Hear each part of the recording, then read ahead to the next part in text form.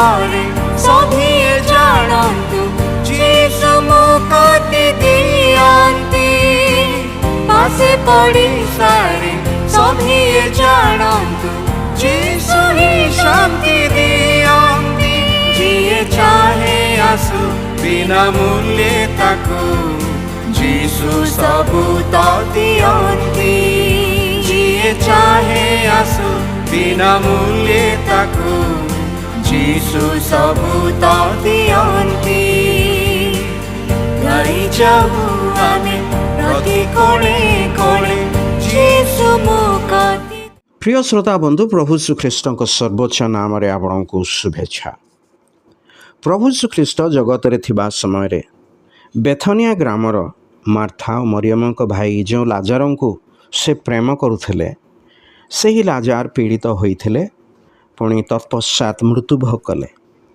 प्रभु श्रीख्रीष्ट से स्थान को 4 दिन पर पहुँची मार्था को जहाँ कहले ताहा आमे जौन लिखित सुसमाचार 11 अध्याय 25 और 26 पदरे एहीपरि पाठ करूँ।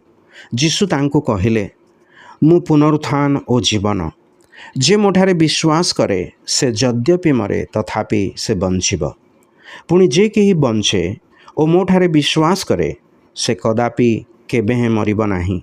यह कौन विश्वास करुअछ? जीशु ख्रीष्ट जे ईश्वर अटंती एही वाक्य ताहार प्रमाण आमे देखिपारू। जीशु कहले मु पुनरुत्थान और जीवन जे मोठारे विश्वास करे से यद्यपि मरे तथापि से बंचिब। ईश्वरंकर वाक्य बाइबल आमको कहे जे पापर वेतन मृत्यु। प्रत्येक मनुष्य पाप करिथबारु मृत्यु पाइबा हकदार अटे। मात्र प्रभु श्रीख्रीष्ट ठारे विश्वास द्वारा एही अनंतकालीन दंडरू आमे रक्षा पाइबारू। तेणु प्रभु कहती मु पुनरुत्थान और जीवन जे मोठारे विश्वास करे से यद्यपि मरे तथापि से बंचिब। एठारे प्रभु शारीरिक मृत्यु विषय कहूना मात्र से कहती आध्यात्मिक बा आत्मिक मृत्यु विषय अर्थात सृष्टिकर्ता ईश्वर ठारू प्रेममय प्रभु श्रीख्रीष्ट ठारू सदाकाल पाई विच्छिन्न हो जिबा विषय से कहती। जदि आमे प्रभु श्रीकृष्ण ठारे विश्वास करूँ तेबे से आमको सही शांति देबे, पुनरुत्थान देबे, जीवन देबे जद्वारा आमे ताहांको द्वारा पिता ईश्वरंकर ठारे मिलित होई पारू।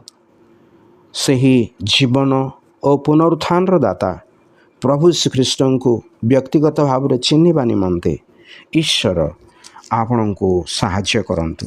धन्यवाद।